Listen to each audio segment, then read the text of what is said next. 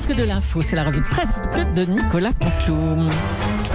Ils sont encore dans le studio, Sonia Mabrouk et son invité Bruno Retailleau. Oui Julie, mon invité Bruno Retailleau, sénateur Les Républicains. Monsieur Retailleau, que feriez-vous si vous étiez à la place du Premier ministre, à la tête du gouvernement, Bruno Retailleau? Écoutez, j'en ai marre. J'en ai marre que sans arrêt, on accuse les Français dans cette gestion de l'épidémie. Écoutez, les Français sont civiques. Ce qu'il faut savoir, c'est que le gouvernement, depuis le début, n'a rien fait. Non. Mais qu'est-ce que j'entends là? Cette phrase, cher Bruno, c'est une marque déposée. Hein, c'est un texte 100% Éric Ciotti. Oui, mais écoutez, c'est de moi. Voilà, vous pouvez rire autant que vous voulez. Non, de quel droit, même si j'apprécie Bruno, de quel droit Bruno Retailleau l'utilise sans la moindre concomitance? Voilà. Donc, de ce pas, vous savez quoi, je vais alerter copie comique. Voilà. Non, mais c'est vrai à la fin, monsieur Béliard, madame Julie, il faut protéger les droits d'auteur. Hein, surtout en cette période difficile pour la culture. Allez, merci. On a eu tous les clichés Ciotti là. Hein. Merci à tous. Tout de suite, on va retrouver Mathieu Béliard pour le principal titre de l'actu. Oui, bonjour, chère Julie. Bienvenue sur Europe 1. L'info du jour, c'est la victoire du PSG 5-1 contre l'Istanbul Başakşehir et en Ligue des Champions. On rappelle que le Başakşehir, c'est le... Oui, je ne sais plus comment on le dit, à l'envers, tout le monde a compris qui c'était. C'est quand même le club du président turc Erdogan. Oui, pardon, excusez-moi, bonjour à toutes et tous. Ah, bonjour. Non, j'ai juste, excusez-moi, je m'immisce, mais j'ai juste un petit mot à dire. Bien fait pour ta gueule, Erdogan. Voilà. Voilà, c'est tout. Je ne me dérange pas plus. Enfin, bien fait quand même pour ta vilaine trône de moustachu d'Erdogan, quand même. Voilà. Mais allez-y, je vous laisse continuer votre oui. Merci, monsieur le Président. Jean Castex va donc parler à 18h. Bonjour, monsieur le Premier ministre. Bonjour. Heureux de vous retrouver, donc. Madame Julie, monsieur Béliard, monsieur Cabrol, monsieur Vandel, toujours en retard. Alors, ce que je souhaitais vous dire, attendez, 2 secondes, où j'ai mis mes lunettes. On va y avoir droit à chaque fois. Ah non, oula, celles-là, pardon. Elles étaient dans mon gobelet de café. Bon. Oui, je les ai confondues avec ma touillette. Bon, alors. Bonjour également à papy et mamie qui nous écoutent, remplis d'espoir. Et pour savoir s'ils feront Noël en famille ou au cimetière. Alors, l'espoir.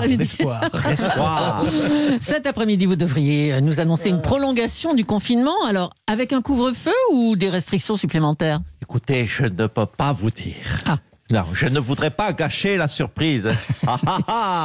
Allez, je vais pouvoir vous révéler une chose, et vous serez déçus. Sympa. Mais je ne peux pas vous dire encore à quel point. Un peu, beaucoup, pas du tout, à la folie, passionnément. Suspense. Alors, le gouvernement insiste sur le fait de fêter Noël en petit comité. On nous rappelle ce fameux chiffre de 6 à table, 6 adultes. Comment on fait pour les grandes familles? Pour les grandes familles, bon, déjà, pensez aux préservatifs. Ah bon? N'aggravez pas la situation. Pas d'enfants supplémentaires par les temps qui courent. Non, mais attendez, il y a peu de chance. Même si dans le temps, ce sera décalé. Oui, non, mais peu de chance d'en faire. Puisqu'on ne fait pas un enfant en une journée. Bon, il y a quand même peu de chance qu'on en fasse en quelques semaines. Hein, bon, mais donc pour les grandes familles, s'il vous plaît. C'est une radio chaude. Qu'est-ce qu'on fait pour les grandes familles, Jean Castex? Alors, pour les grandes familles, pour respecter ce chiffre de 10 à table... 6, oui. 10, oui. Donc, je propose... Oui, ça, c'est le sud-ouest. Cabrol connaît. Donc, pour les grandes familles, je propose de démarrer le réveillon sur les coups de 17h. Et toutes les 2 heures, on change les convives. Vous voyez? Et sur les coups, je pense, de 2-3 heures du matin, toute la famille aura un dîner. On va se marrer. Bon, on parle d'un couvre-feu à 17h au lieu de 21h. Alors, C'est possible. C'est possible. Là, franchement, nous serons très fiers. Car ce serait une première mondiale. Couvre-feu, vous imaginez un couvre-feu à 17h. Nous inventerions ainsi le couvre-feu de jour. Impossible n'est pas français. Merci, monsieur le Premier ministre. Allez, on en vient à Roselyne Bachelot maintenant, la ministre de la Culture qui est avec nous. Bonjour, madame. Oui. Bonjour à votre fine équipe. Alors, est-ce que les cinémas et les théâtres vont rouvrir ? Écoutez, ma chère Julie, vous le savez, j'ai été ministre de la Santé. Donc je sais à quel point c'est difficile une crise sanitaire. Si on doit faire attendre la culture, eh bien on la fera attendre. De toute façon, vous étiez si pressé que ça de voir les Tuches 4 ? Non. Bon, alors, où est le problème ? En tout cas, que ce soit chez les professionnels ou pour le public, ça risque d'être une grosse déception, les annonces ce soir. Une déception de ne pas voir de cinéma. Écoutez, si vous êtes, je le dis à vos auditeurs, si vous êtes à ce point-là en manque de cinéma, vous pouvez le reproduire chez vous, le cinéma. Mais bon, oui, mais vous renversez un seau de pop-corn et du coca par terre. Vous collez minutieusement des chewing-gums mâchouillés au préalable sur les accoudoirs du canapé. Vous demandez à toute votre famille de ne pas prendre de douche. Vous vous installez sur le sofa en marchant bien dans les pop-corn. Vous mettez un DVD avec le son bien trop fort et vous demandez aux enfants de donner des coups de pied dans le dos du canapé en parlant pendant toute la durée du film. Voyez, ça coûte pas cher en home cinéma. Eh ben on fera ça. Ça vous rappelle des souvenirs. Oui, oh oui. Allez, c'est le dernier jour du procès de Nicolas Sarkozy. La parole est à la défense et Nicolas Sarkozy dira ensuite quelques mots. Quelle indignité! Oh oui, quelle indignité, Madame la Présidente. Le ton. Oui, pardon. Oui, bonjour, Mme Julie. Non, j'étais en train de répéter. Bonjour, M. Béliard, c'est grave. Excusez-moi, non, c'est Mohamed. Non, je voulais tester l'effet de mon introduction.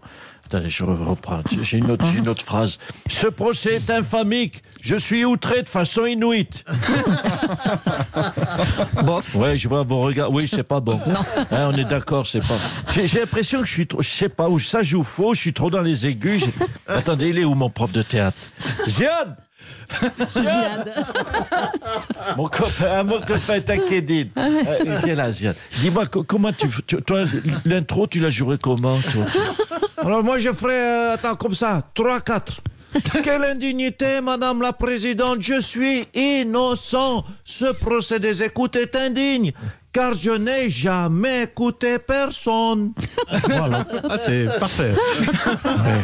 Vous êtes indulgent, vous, M. Béliard. Non, parce que là, moi j'ai senti que ça jouait un peu faux. Bon, écoute, non, je vais le faire à ma sauce. Oh putain, je suis stressé, ma vie, je ne peux pas savoir. Souhaitez-moi bonne chance. Eh ben, bonne chance, monsieur Sarkozy.